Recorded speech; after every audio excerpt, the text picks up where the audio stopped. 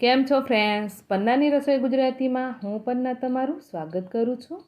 તો ફ્રેન્ડ્સ, આજે આપણે લીલી મકાઈના ભજીયા બનાવીશું। તો તમારા ભજીયા છે એ ગોળ ગોળ ન બનતા હોય કે પછી તેલ વધારે પી જતા હોય અને હા, બનાવ્યા પછી ઠંડા થતાં જ એકદમ કડક થઈ જતા હોય, પોચા નહીં રહેતા હોય, તો આ રેસીપી તમે પૂરી જરૂરથી જોજો। આજ પછી તમારે એવું કંઈ પણ નહીં થાય। અને હા, આ રીતે બનાવશો તો તમારા ભજીયા છે એકદમ મસ્ત બનશે અને ખાતા રહી જાઓ એવા લાગશે। તો ચાલો પછી આપણે લીલી મકાઈના ભજીયા બનાવવાનું શરૂ કરીએ। લીલી મકાઈના ભજીયા બનાવવા માટે સૌથી પહેલાં તો મેં 1 કિલો લીલી મકાઈ લીધી છે, જે દેશી મકાઈ છે। અને હા, કલરમાં એ પીળી મકાઈ લીધી છે મેં। અને ત્રણેય ડોડાને મેં છોલી અને તૈયાર કરી લીધા। એની અંદર જે રેશા આવે એ પણ આપણે કાઢીને લેવાના। તો ચાલો પછી હવે આપણે મકાઈને ગ્રેટ કરી લઈએ। તો તમારી મકાઈ છે એકદમ કૂણી હોય તો તમે ગ્રેટરથી ગ્રેટ કરી લેજો। અને જો વધારે મોટા દાણા પડતા હોય તો તમે એને મિક્સરમાં પીસી અને એની પેસ્ટ પણ બનાવી શકો છો। તો અહીંયા મેં ત્રણેય મકાઈને ગ્રેટ કરી અને તૈયાર કરી લીધી છે। અને હા ફ્રેન્ડ્સ, જ્યારે પણ મકાઈના ભજીયા બનાવો તો મકાઈ એકદમ તાજી અને એકદમ કૂણી હોય તો આપણા ભજીયા વધારે સારા બને છે। તો હવે આપણે આ મકાઈને ગ્રેટ કરી લીધી છે, તો એની અંદર બધા મસાલાઓ કરીશું।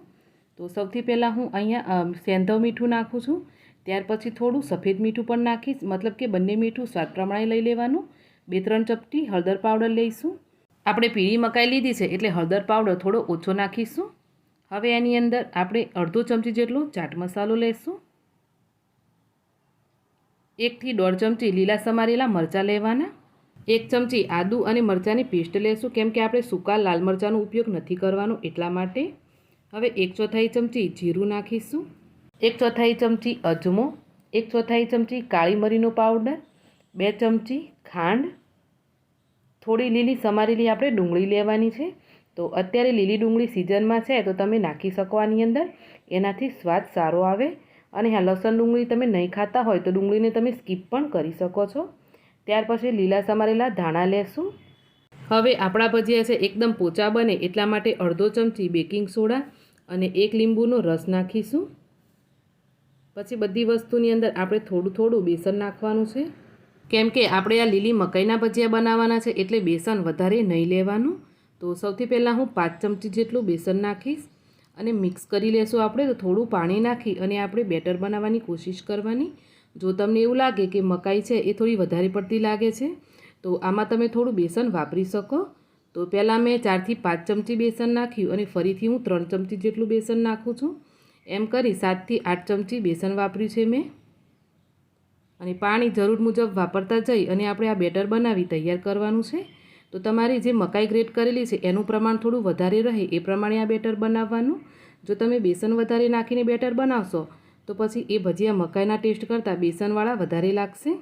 અને આપણે મકાઈના ભજીયાનું જે બેટર છે એને વધારે પડતું પાતળું નથી કરવાનું, આ રીતે થોડું થીક રાખવાનું છે। આ જુઓ। તો ચાલો પછી આપણું બેટર બની અને તૈયાર થઈ ગયું છે। તો અહીંયા આપણે તેલ પણ ગરમ કરી લીધું છે। અને તમે જ્યારે પણ ભજીયા બનાવો અને તમારા ગોળ નહીં બનતા હોય તો પાણી લેવાનું, પાણીની અંદર હાથ બોળી અને પછી ભજીયા બનાવવાના આવી રીતે। અને જે તમે બેટર બનાવીને વાડકામાં રાખ્યું એની કિનારીથી આવી રીતે બેટર લેવાનું અને ભજીયા બનાવવાના। આ જુઓ। તો જેમ જેમ તમે કિનારીથી બેટર લેશો અને ભજીયા બનાવશો એમ એમ તમારા ભજીયા એકદમ ગોળ પણ બનશે અને એકદમ બધા ભજીયા સાઈઝમાં સરખા બનશે। તો મકાઈના ભજીયાની આપણે પહેલી બેચ કાઢીએ ત્યારે થોડા નીચે ચોંટી જતા હોય છે, તો આવી રીતે ચમચીથી થોડા એને ઉખાડી લેવાના। આવું બીજી વાર તમે ભજીયા બનાવશો તો નહીં થાય। ભજીયાને મીડિયમ તેલ રાખી અને આપણે ફ્રાય કરવાના છે। તો 1 થી 1.5 મિનિટ જેટલો ટાઈમ લાગશે અને ભજીયા આપણા એકદમ ફ્રાય થઈને તૈયાર થઈ જશે। તો ભજીયા ઉપરથી ક્રિસ્પી અને અંદરથી સોફ્ટ થાય ત્યાં સુધી એને ફ્રાય કરી લેવાના। અને હા, જ્યારે તમે બીજી બેચ બનાવો ત્યારે પણ સેમ પ્રોસેસ કરવાની। જે પાણી લીધું એની અંદર હાથ બોળવાનો અને આવી રીતે ભજીયા બનાવી લેવાના। તો ફ્રેન્ડ્સ, તમે જોશો કે બીજી વાર તમે ભજીયા બનાવશો તમારે એને ચમચીથી પહેલાં ઉખાડવા નહીં પડે, એની આપમેળે જ એ ઉપર આવવા લાગશે। આ જુઓ તો છે ને, એકદમ એની જાતે જ ઉપર આવે છે। તો જ્યારે પણ પહેલી વાર બનાવો ત્યારે એવું થઈ શકે, ગભરાવાની જરૂર નથી તમારે, કેમ કે તમારા ભજીયા સારા જ બનવાના છે। તો અહીંયા બીજી બેચના ભજીયા પણ મેં બનાવી અને તૈયાર કરી લીધા છે। તો સેમ પ્રોસેસથી તમારે બધા ભજીયા બનાવી અને તૈયાર કરી લેવાના। તો ચાલો પછી આપણા મકાઈના ગરમા ગરમ એકદમ ક્રિસ્પી અને સોફ્ટ ભજીયા બની તૈયાર છે। તો ફ્રેન્ડ્સ, આ રેસીપી તમને કેવી લાગી કોમેન્ટ કરી જરૂરથી જણાવજો। અને હા, મકાઈના ભજીયાની રેસીપી સારી લાગી હોય તમારા ફેમિલી અને ફ્રેન્ડ સાથે આ રેસીપીને શેર પણ કરી દેજો. ચેનલ ઉપર નવા હોવ તો ચેનલને જરૂરથી સબસ્ક્રાઈબ કરજો. તો આ જુઓ, તમે ભજીયા જોઈ શકો છો ને, ઉપરથી ક્રિસ્પી, અંદરથી એકદમ સોફ્ટ બન્યા છે. તો હા, આ રેસીપીને એકવાર ટ્રાય જરૂરથી કરજો. તો મળીએ પછી એક આવી જ નવી એકદમ સિમ્પલ રેસીપીની સાથે. આવજો.